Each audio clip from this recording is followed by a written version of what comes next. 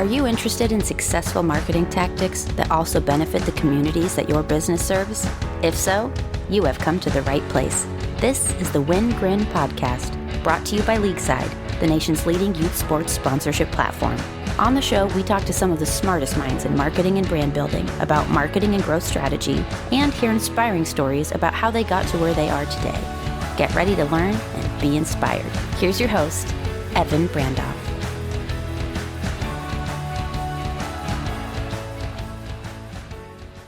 Welcome to the Win Grin podcast. I'm your host, Evan Brandoff. Today, we have Andy Rebhun on the show, who is currently the Senior Vice President and Digital Officer for Pollo Loco.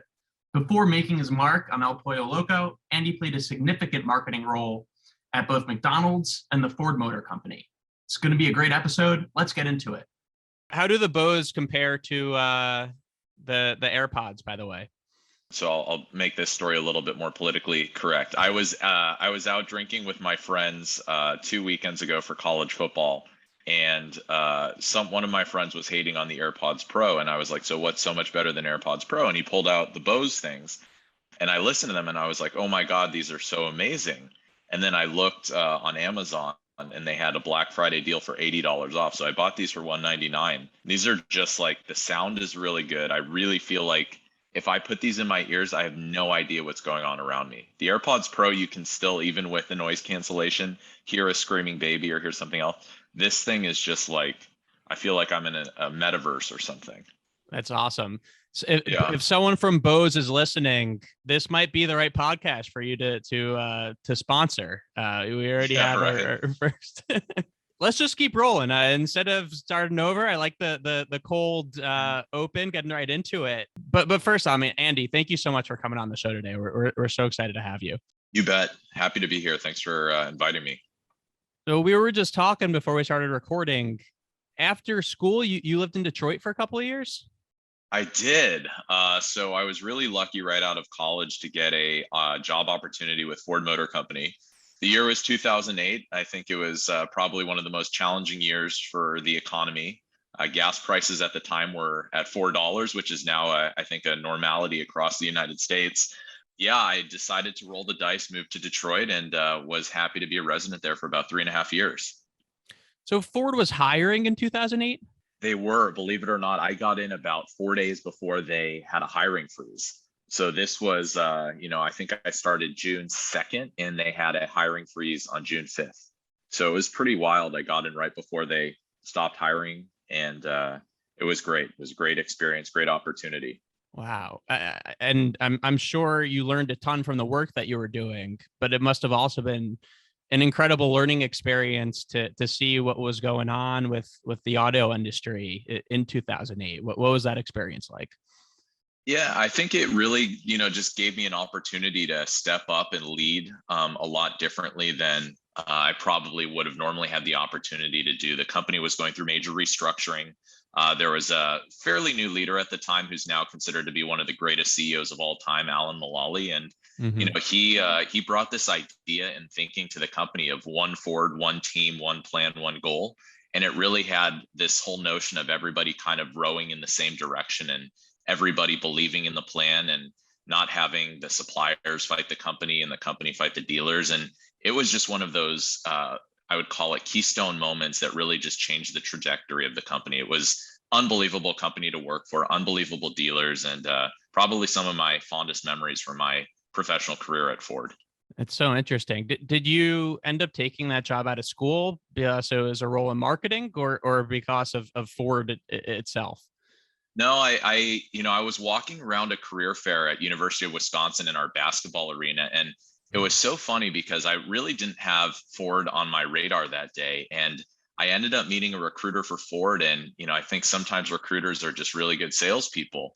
And when she said, "Hey, would you ever consider working for Ford Motor Company?" In the back of my mind, I was like, there's absolutely no way. There's no way I'm going to move to Detroit. But things led to things, and the opportunity just seemed so fascinating. And being 21 at the time, you kind of can have that opportunity to roll the dice a little bit. And for me, it was just one of those things where I was like, what, if this doesn't work, you're going to be able to pivot quickly and get a new opportunity. You're young. But if this works, this could be one of the most amazing experiences of your life. And I was hoping the latter would be the case, and it was. That's awesome. Did you spend any time in downtown Detroit while you were there? I did. I actually still have probably about 4 or 5 jerseys from the Red Wings.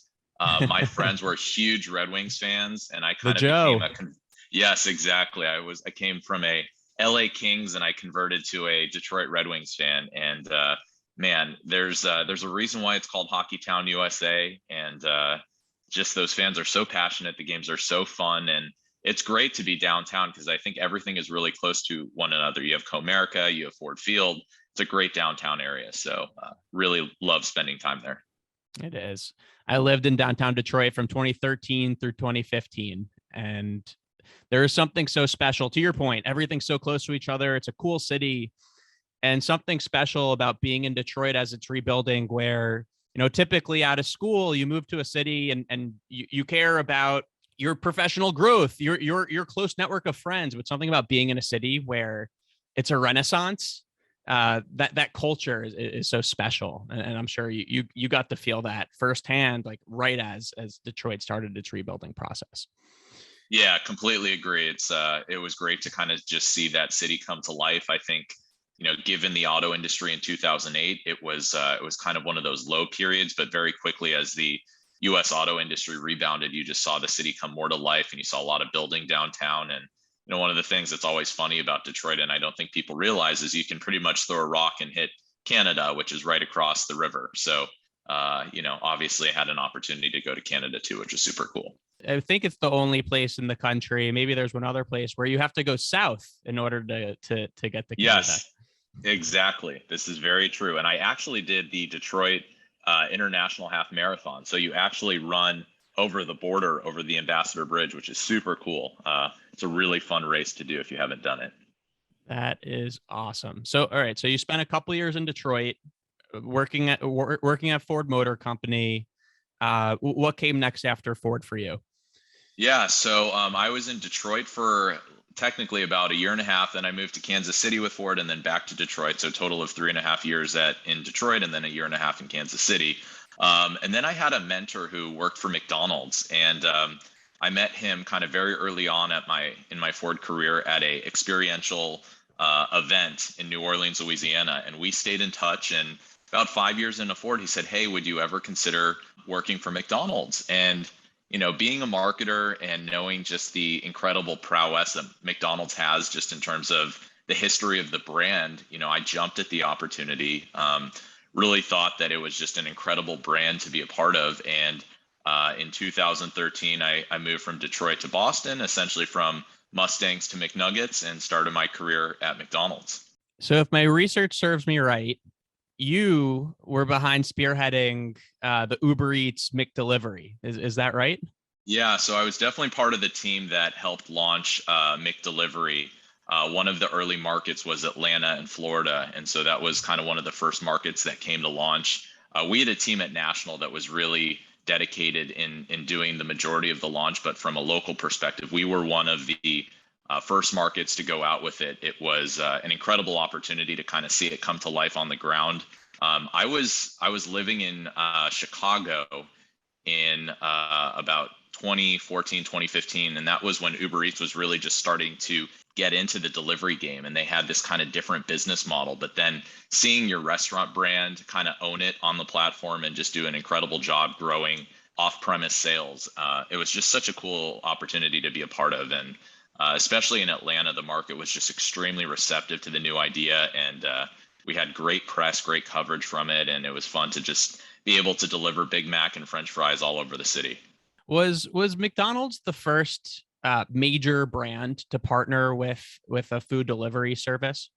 Yeah, McDonald's was one of the first to partner with Uber Eats. One of the other early adopters was Starbucks. So, we were really lucky to get a foot in the door early and quickly. And the brand just had an incredible partnership with them at the time. And it was a really fun experience just to see the business grow.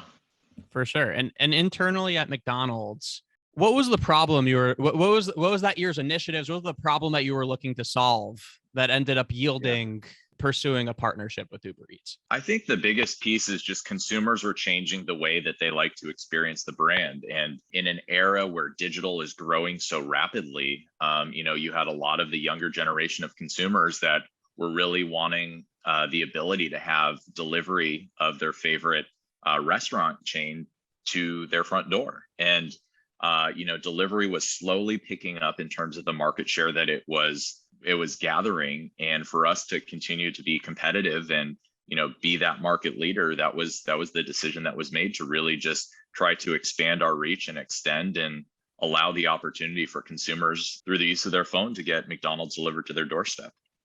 And thank you for doing that for us. Yeah, no problem, man. I'm sure that there was an in-depth SWOT analysis that went into whether you should pursue this partnership or not. What were the key threats? What would have been the reasons that this partnership wouldn't have been good for McDonald's? I don't think there's really ever, I would call it threats, especially, I think McDonald's is seen as the pioneer and leader. And so if there is something that, they kind of see as an obstacle, I would say that, the franchisees, the employees there, they figure out a way to figure it out. That's what innovation, that's what leadership looks like. And I think, the great thing about McDonald's that they do so well is you take bits and pieces of, what would be the United States and you test every restaurant brand, every large restaurant brand in the world.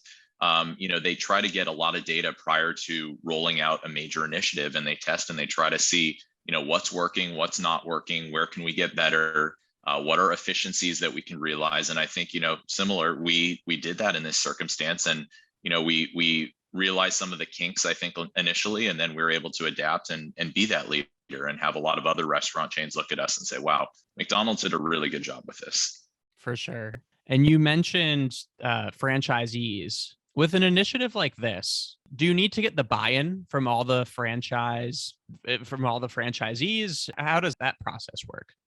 Yeah, I think it really depends on what restaurant brand you're a part of in terms of how that works. The franchisees are a huge piece of how McDonald's goes to market. And so their support with that initiative was huge. And I think, when you look at just the way that different restaurant brands are in terms of geographic density, certainly big cities, there's always a huge opportunity for delivery, because I think a lot of people at the time working in offices, there's not necessarily, coverage of, call it McDonald's or Starbucks or whatever other restaurant chain. And people sometimes can't step away from work. So there's that huge opportunity to have that food delivered, to the front office or to, whatever part of the city that you might be in at the time. And we saw that as a huge opportunity. And I think, especially like city centers and hubs. So like, I know you're in Philadelphia, but like Boston, Philly, New York, just a huge opportunity to just have somebody on the ground there delivering the product. What I find so interesting about, massive partnerships, initiatives like Uber Eats and McDelivery is there's such clear benefits to both sides of the puzzle. It must have been great for user acquisition for Uber Eats. And of course, the ability for consumers to get food, McDonald's easily at home is a huge win. And for a couple of years, you couldn't go outside, at least in Philly, without seeing a billboard or something marketing that partnership and the fact that you could get McDelivery on Uber Eats.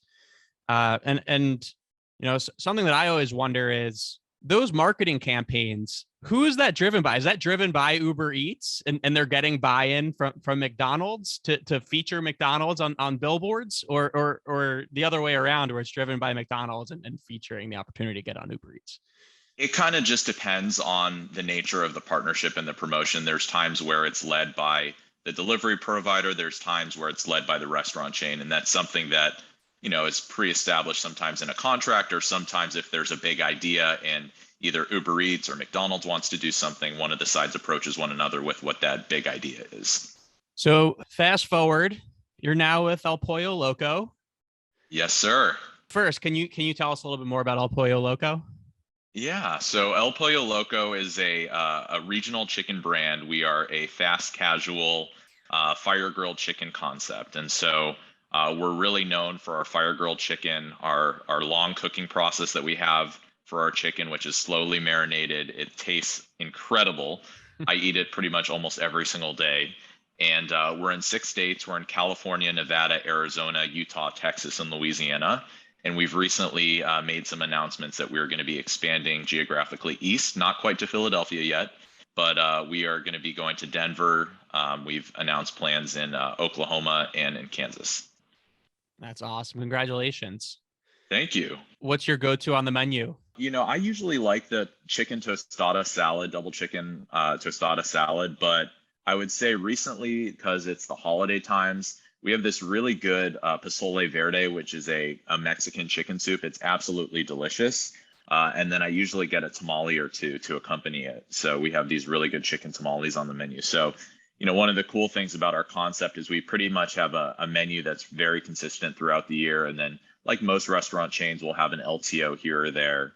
And so I'm really loving the LTO right now. Love it. Still haven't gotten my hands on El Pollo Loco, and I need to change that very soon. We'll see if we can arrange that if you're in one of our markets. How many store locations are there today? So yeah, we have about 480 to be exact, and we're growing. Like I said, we're opening up a couple new stores in the next few weeks, and it's our plan to continue to expand. And is that expansion, is that fueled by more corporate store openings or franchising El Pollo Loco? It's primarily through franchising. I think our growth strategy is primarily asset light. And so we're looking to grow via franchisees. So I love on your LinkedIn that it mentions that your job was to modernize marketing at El Pollo Loco. Along with many other things. You wear a lot of different hats and you've achieved so much. But what does that mean? What does it mean to modernize marketing? Yeah, I think, we touched on this a little bit earlier, but I think when Bernardo Coca, who's our former CEO, shared with me the opportunity to come in and lead the digital organization, there was definitely just a perception that El Pollo Loco was not really seen as a digital leader in the space. We didn't have a very high digital media spend. Our loyalty program was not very, call it tied together very well.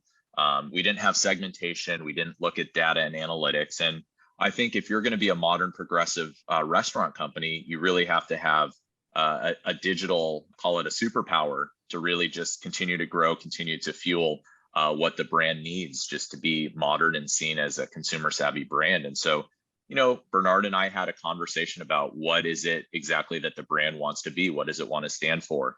And the opportunity was to really just relaunch our loyalty program. It was to significantly shift some of our media spend into digital. It was to really overhaul our social media creative, our email creative, build our off-premise delivery channels. And then you probably saw some headlines that we were the first restaurant chain to launch drone delivery. And so we did that as well, which was a really good opportunity with our partners at Flytrex. So I think that was initially the intent of how you modernize your restaurant brand. How is the drone delivery going? It's good. It's funny. I think people are always wondering, oh, can I just get it today? And what I say to them is, well, we're still doing it by invite only. There's still obviously some major restrictions with the FAA and hurdles that Flytrex is working to overcome. But some of our most valued loyalty members have been able to experience it.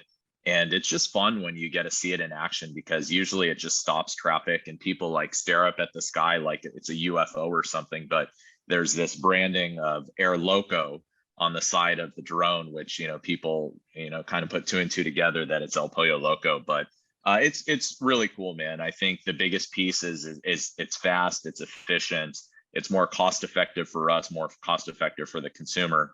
And, it was really an opportunity to just lead the space and be first to market. And we're super proud of them. Awesome. So you join El Pollo Loco. It's a delicious, they have a delicious product, but a little bit behind on the times, or not as modern as they could be in terms of their digital marketing strategy. I'm sure you had a future state of where you want it to be in terms of their digital strategy. But the hardest part is creating something or knowing where to start. Yeah. Where did you start? How did you know where to go first? I think the biggest piece is when you're brought in and the organization is looking to accelerate growth, you have to see where the biggest opportunity lies in terms of how can I turn a profit? How can I build an emotional connection with the brand, with the consumer? And I think really the first thing was our loyalty program. And the loyalty program, that's essentially our most valued consumer with the brand. And the first thing I did was I called our top 50 customers and I said, what's working? What's not working? Tell me what you like about other loyalty programs that you use. And that was a means for me to really just understand and listen to the consumer. I think, modern marketing, modern career building, you have a 30, 60, 90-day plan. Part of my 30, 60, 90-day plan was really to sit down and listen to our consumers, because I think that there was a lot of things that I learned at McDonald's, but El Pollo Loco is a different brand and you have to kind of understand the target consumer and who you're trying to go after. So the loyalty program was my biggest goal. I think that was where I started. And a lot of that was because it was and still is a huge revenue driver for the corporation. So going back to McDonald's for 1 second, I guess it's relevant to both El Pollo Loco and McDonald's. How similar are consumer habits in different parts of the country? Meaning, are the most popular menu items at McDonald's in California the same as the most popular menu items in Texas? No, there's definitely some menu differentiation. There's menus that are higher beef markets. There's some items in some parts of the country that skew chicken. Obviously weather patterns change. So there's some seasonality to coffee drinking. There's some seasonality to frozen beverages if you have that on your menu. So, it ebbs and flows. But I would say that there are some markets that over-index in certain proteins, over-index in healthy versus fried. And so, you do a lot of consumer research to try to understand where that is. And you look at sales patterns, you make a recommendation, and then you decide whether or not you put your hat into the ring with a certain product. So going off of that, so does your digital marketing strategy differ in all different parts of the country or the world? Well, I think for a global brand.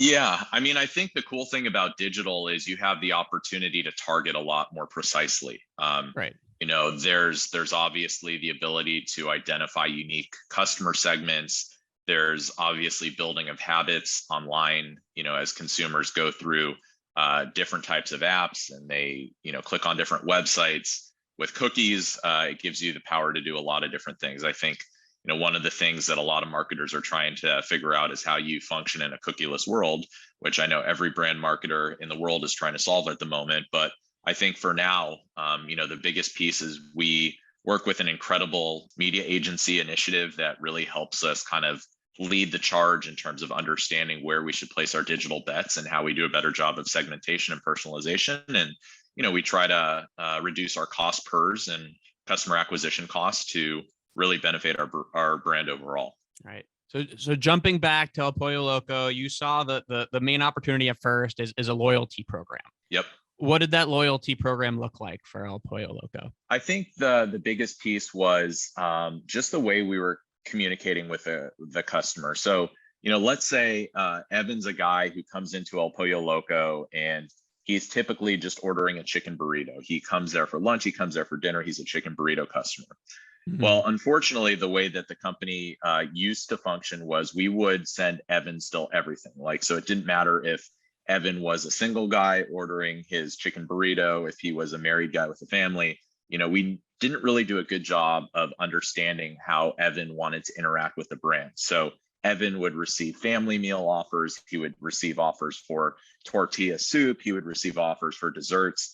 And so the beauty of a loyalty program is you have the data of what Evan typically buys from El Pollo Loco. Mm-hmm. And so we were sending every email to every individual. We were offering a lot of discounts to Evan, even though he didn't need to be discounted. And so when you look at the data and you really get a better understanding of who your customer is, who you want the customer to become, this was just a huge opportunity for us to really do a much better job of personalizing the communication with Evan and other customers, and really just trying to differentiate the way that we wanted Evan to interact with the brand. And then you're probably like, so what does success look, right? So for us, success was Evan was opening up more emails. Evan was visiting the brand more frequently. We could attract Evan during different day parts. So there's a number of different characteristics that you can do to try to increase that frequency, increase that average check. And, we put in a lot of measures that really allowed us to accomplish that. Interesting. So the goal of a loyalty program, just saying it back to you, is, well, ultimately to drive more traffic, get Evan to come to the store more. And the way to do that is to more effectively collect first party data or just sentiment data about what that person likes, what that person cares about, in order to message to them more effectively what's going to drive them to the store. Absolutely. And I think the other big piece, which I think sometimes gets lost, because as a company that has shareholders, you obviously want to increase shareholder value and make sure that you're continuing to drive sales and revenue. But I think the other piece with the loyalty program is you want to try to build the emotional connection with the brand. And I apologize to the viewers because they can't see this on screen right now, but what I'm showing Evan is this is a gold chips and guacs pass. And so we, in August of this past year, to some of our top loyalty consumers, we sent them what's the equivalent of Willy Wonka's golden ticket. We sent them a gold card that essentially allowed them to get free chips and guac for a month from us as a result of their loyalty to the brand, loyalty of their business, and really just tried to do different things to try to make sure they know we like them, we care about them, and we appreciate them for their regular patronage. Love that. There's a stat that I find really interesting that over 60% of consumers prioritize buying from brands that support initiatives that they care about. Outside of delivering the right messaging about the right product to the right people, how much do you think about, what you're doing outside of the restaurant when it comes to building loyalty amongst your customer base? Yeah, I mean, I think we definitely want to make sure that we are felt and we have a presence in our local communities. I think, there's been a number of initiatives over the last few years that we've really done to try to make sure that the consumers in the markets that we do business know that we support and fund, initiatives that are very community driven, that we're behind the communities that we operate in. And it's very important to us as a brand to make sure that we know that, we're present in the markets that we operate in. And there's a number of examples from the last couple of years where everything from We Are Latina to fund Hispanic businesses that were disproportionately impacted by the COVID pandemic to, doing different types of scholarships for moms who wanted to essentially accelerate their careers. We call them madreships, who, wanted to make sure that we appreciated moms, families, et cetera. So there's a number of different initiatives that we've funded and that we believe in that are really true and core to our brand and our heritage that have been very successful over the last few years. Love that. Andy, excuse me. You mentioned at the top of the call last night was a late night, and you apologize for your appearance, but I don't know why. You look great. But why was last night a late night? So last night we just kind of did the final canvassing of a new initiative we launched today, which is a website called locogiftsandgear.com. And it's really an opportunity for us to represent our proud Latin heritage and our connection to LA. And, our brand, one of the things that we've done in terms of our positioning has been to call it our food and the culture LA Mex. And we've partnered with these really awesome creators on kind of 3 different capsules of merchandise, whether it be a hat, a t-shirt, a skateboard, a surfboard. We actually have a $7,000 bike on the website created by a guy named Manny in Compton, Manny Silva. And it's just a really, really cool site, really cool gear. And it's something that's very true to us. And we're really proud of it. So we were just going through final revisions of the website last night. It's the first time we've kind of delved into this space. It's something that a lot of, I think, QSR brands are doing at the moment, but we wanted to do something that was truly unique to us and in a way that people would expect only El Pollo Loco to do it in. I love it.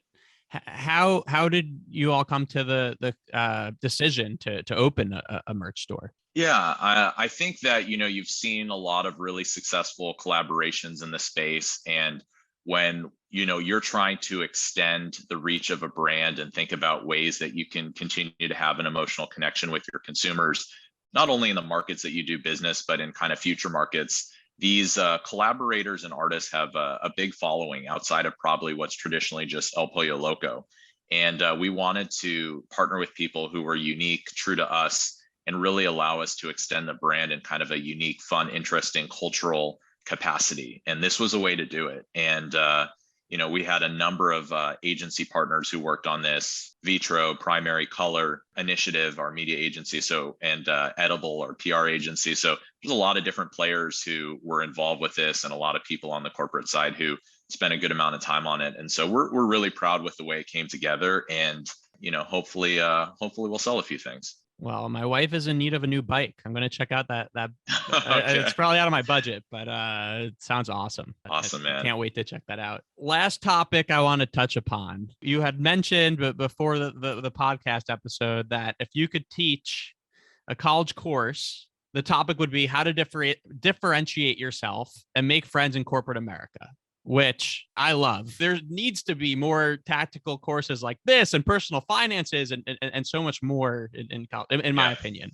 But yeah, why is this topic important to you? Yeah, I think especially now that we're still in a remote state, I think that, people are lots of times very focused on business work. And I think there's a lot of times where you're in a corporate situation where you don't necessarily have the opportunity to create that rich personal connection that I think is needed. I think that lots of times, the agency client relationship is just very agency client like. And I have a rule with my agencies: they cannot use the client word. It's partner, it's collaborator. Client is just way too hierarchical for me. And I like everybody who is part of the team. And I think I got to see this really early on at Ford with Alan and his leadership and that organizational culture, that you want all the oars to row in the same direction. And, I really feel like relationships are a huge part of getting things done in corporate America. If you're looking for something, while you're at that company, before, during, after, you never want to burn a bridge. You always want to keep the door open. And for me, I just think it's so important to maintain relationships, differentiate yourself with, picking up the phone, calling people, asking how they're doing. And when you're asking them how they're doing, you ask them, how are you really doing? Just by adding that word really and emphasizing really, you're going to get a different response. And so I learned that in grad school at Kellogg. I can't take credit for that, but that was something that I heard and I use and continue to use because I think it really just gets people to smile and perk up.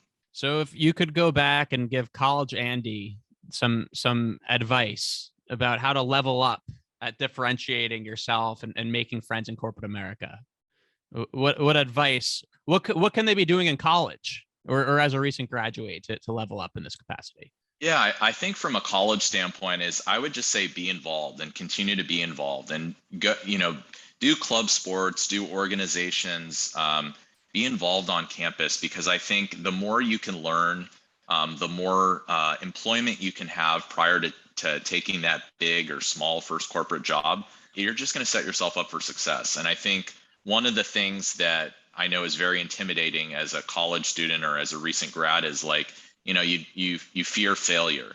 But I think as you are younger in your career, younger in life, you have the ability to fail more often and use that as a learning opportunity, which I believe if you fail early and you fail often, it's going to accelerate your growth in the future. And so when we as an organization make mistakes, or my team makes mistakes, we really like to think of some of these things as like little bets. It's a great book. I read it during the pandemic. And when you make little bets, you look at companies like Amazon, Netflix, Google. What they do is they take, what is probably a significant amount of money for them, but for other companies, they can scale and it can be smaller. But you take a little bet, you try to see how it works. If it works, great. You iterate, you pour more money into it. If it fails, and you fail quickly and you learn from it. And so it's one of my big philosophies, I'd say. Have you read the book about building your flywheel? I have. Yeah, so it's shooting those bullets to see what the next flywheel is. Absolutely. Yeah, it's a great philosophy for sure.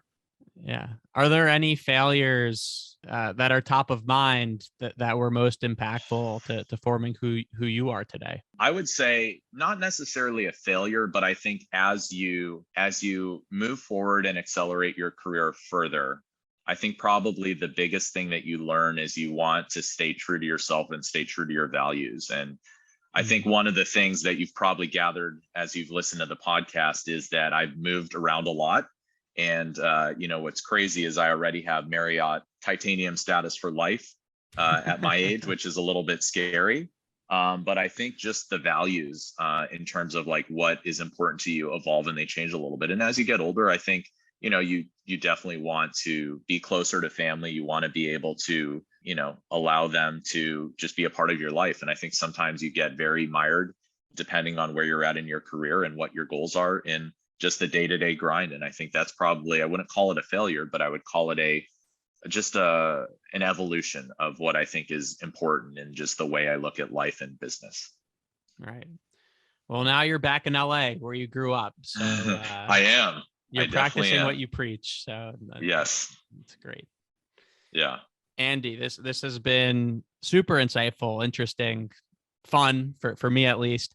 There's one last section of the podcast. It's the lightning round where I'm going to ask you 4 questions, and we've got 2 minutes to answer all 4 questions. So first thing that comes to mind. You ready? Let's fire away. All right. First question. What's your favorite youth sports memory? Playing soccer at the Rose Bowl. I was on a soccer travel team. This was right before the World Cup. I want to say it was 1994. And our travel team was at the Rose Bowl. So playing soccer at the Rose Bowl is probably the first thing that comes to mind as favorite sports memory. That's awesome. What did you want to be when you grew up? I wanted to be the next Vince Scully. So I have a passion for sports broadcasting. And Vince Scully, for those of you who don't know, is a very famous Dodgers announcer. And if I wasn't doing my job at El Pollo Loco, I would try to take Oral Hershiser or Joe Davis's place as the play-by-play announcer for the Dodgers. Amazing. What is a brand whose marketing you admire most? I really like Spotify. I think that they were able to take, the way that consumers listen, their habits, their interaction with the brand, and really commercialize it in a way that doesn't feel overly markety to consumers. And I think that people are really excited for that every single year. At the end of the year, I think they've done it for 5 or 7 years now. And it's just something that's very friendly on social media. And it just is a way that the brand can continue to be a part of the conversation. So hats off to Spotify. Nicely done. Yeah, we're recording this on December 2nd. I think I've already seen about 30 year-end recaps on my social accounts. Finally, what is a cause that you like to support? Yeah, so I'm part of a board called One Day to Remember. They're based in Pittsburgh, Pennsylvania. It was started by one of my closest friends from undergrad, Rachel Anton. And their mission is to provide a family, specifically a kid, with a memorable day for parents who have a terminal illness.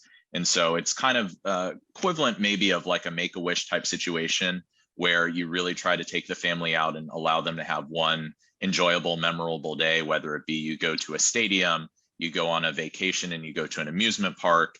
But it really captures the essence of really spending the time together, creating that moment, creating that memory. I'm very passionate about it. I'm on the board, like I said, and it's a really great cause. So I encourage you to look it up and support it. I love that. Andy, this was incredible. Thank you so much for coming on today. Yeah, thanks again for having me, man. Appreciate it. Thank you so much for listening to today's episode of the Wingren Podcast with Andy Rebhun. As a recap, we discussed modernizing your marketing strategy in a digital age, the why behind a loyalty program, the Uber Eats, McDonald's, McDelivery partnership, and how failure is an essential part of growth. It was a great episode. I'm your host, Evan Brandoff. See you next time, everyone. Play on. Thank you for joining this episode of the Win Grin Podcast. If you enjoyed this episode, please subscribe to the show and leave a rating at leagueside.com/podcast. For more educational and inspiring content, you can follow Leagueside on LinkedIn and Instagram @leagueside_. See you next time.